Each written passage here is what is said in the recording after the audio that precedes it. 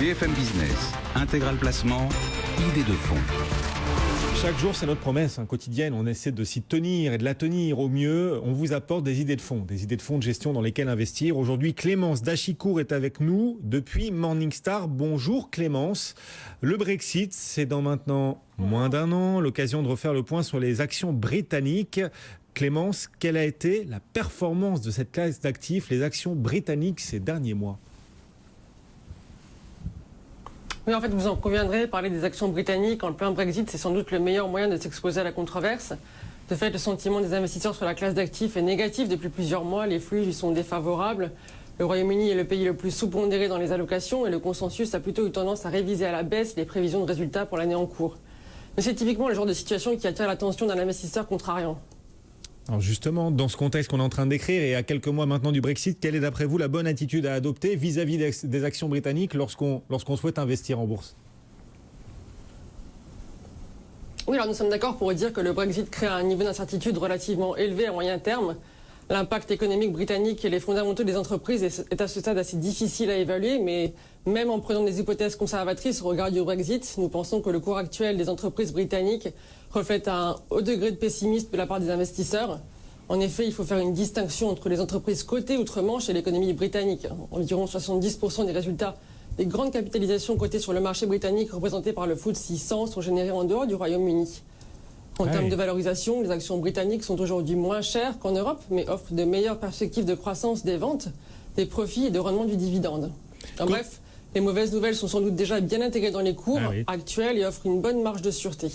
Comment se comportent du coup les gérants d'actifs ? Comment est-ce qu'on peut percevoir leur comportement ? Alors en fait, les gérants d'actifs se sont quand même relativement bien comportés, en particulier les gérants flexibles qui étaient assez exposés en fait aux petites et moyennes valeurs, qui ont donc du coup bien pu capter le surcroît de rendement offert par cette classe d'actifs. Sans surprise, c'est aussi vrai pour les fonds de petite et moyenne capitalisation qui affichent des performances assez solides sur 5 à 10 ans. Et enfin, l'habileté des gérants à éviter les secteurs les plus pénalisés ces dernières années par la crise financière, en particulier les valeurs bancaires et les pétrolières, les a également aidés à surperformer. Alors pour ceux qui nous regardent, qui nous écoutent au quotidien sur BFM Business, bien sûr, c'est la question rituelle. La question rituelle de savoir comment est-ce qu'on agit concrètement maintenant qu'on a dressé le décor sur ce Brexit qui approche, le comportement des actions britanniques et des actifs vis-à-vis de ce contexte. Comment est-ce que vous conseillez à nos auditeurs et téléspectateurs d'agir vis-à-vis des actions britanniques ? Est-ce que vous conseillez notamment certains fonds ou au contraire, est-ce que vous en déconseillez quelques autres ?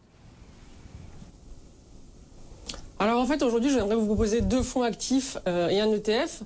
Parmi les fonds actifs, le fonds Threadneedle UK Equity Income constitue un très bon choix pour les investisseurs qui cherchent une approche équilibrée entre rendement et croissance. Ce fonds est noté Silver par nos analystes et il est géré par un duo de gérants chevronnés, Richard Colwell et Lee Harrison. Ce dernier a pris sa retraite en 2016, mais nous pensons que les investisseurs sont toujours en de bonnes mains. Le fonds cherche avant tout des entreprises qui génèrent des flux de trésorerie disponibles durables et en croissance, mais n'hésite pas à se montrer contrariant, ce qui a permis au fonds d'être régulièrement dans le premier ou deuxième quartile de sa catégorie. Le deuxième fonds est le fonds Investec GSF UK Alpha, géré par Simon Brazier depuis 2015. Ce fonds est noté bronze par notre recherche. Le gérant gère des entreprises de qualité, bien gérées, et porte une grande attention à trouver le bon équilibre entre potentiel de hausse et protection à la baisse. C'est ce qui lui a permis en fait d'afficher des performances solides dans la durée sur une base ajustée du risque.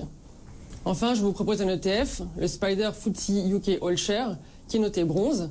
Tout en conservant une part élevée de grande capitalisation, cet indice permet également de détenir des petites et moyennes valeurs qui représentent environ 20 à 25% du portefeuille. C'est une façon de s'exposer de manière plus équilibrée et avec un coût très faible à l'ensemble des actions britanniques. Depuis son lancement en 2012, l'ETF a battu la moyenne des catégories sur une base ajustée du risque.